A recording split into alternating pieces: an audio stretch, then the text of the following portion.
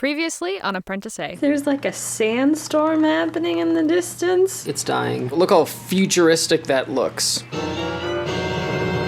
Does exactly what I need it to do. There's a button there. Hi! So it's like 18 degrees outside, so that's nice. My winter jacket's in the car. Don't need that today. I had to go to Burlington for something, so I decided to go shopping here because stuff is cheaper and there's a Food Basics, and Food Basics has wonderful, glorious, cheap things. And on my way, I stopped at Denninger's, which I've never been to before. It's like an international food store, mostly German stuff, but it has a little bit of everything, like all the European countries basically.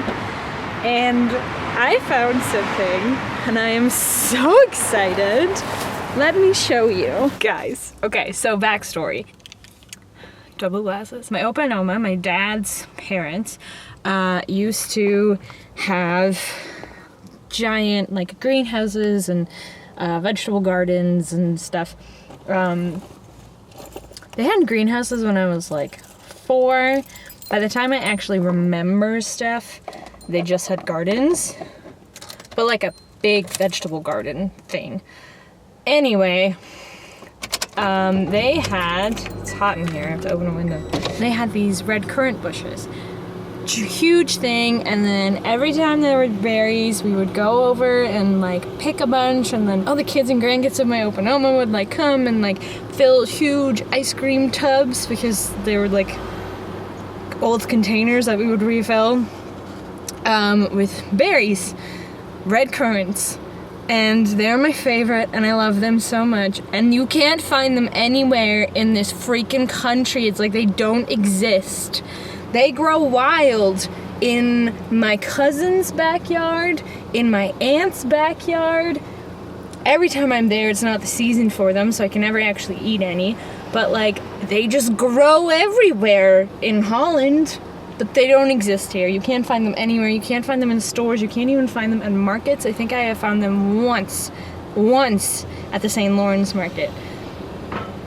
Okay, anyway, so today I went to Denninger's and I found this pudding. Mom, I know you hate this stuff, but I had it this week and it was delicious, so I'm gonna make some.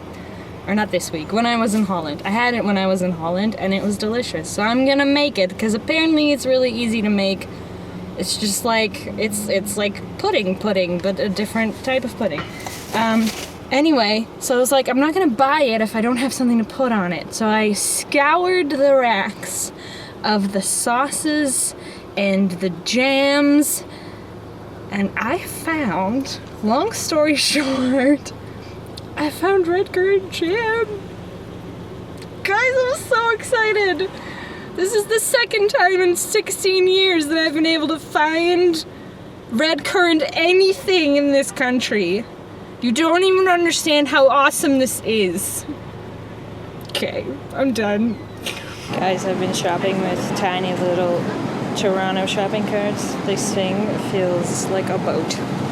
It's huge. Guys, I'm so excited. A package came. And I have a new keyboard. I had a keyboard. And it started doing weird things. Like randomly deciding it didn't want to work. And then also randomly deciding that it would just hold down one of the keys forever and ever. And it would just keep going. So like I would be typing something. And then it would randomly just be like, A, and just keep going and going and going and going, and I would like hit other buttons to make it stop and like try and return it, and then I would be able to like backspace, but I would have to hold backspace, and then as soon as I let go, it would keep going. Just keep going, just whole A, just rows and rows of whatever random letter until I unplugged it.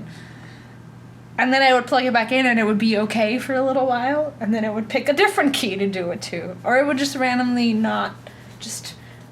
decide to work. I would hit a key and it'd be fine, and then I'm editing And then I'm going and editing and hitting the space bar, and like J and what are the keys?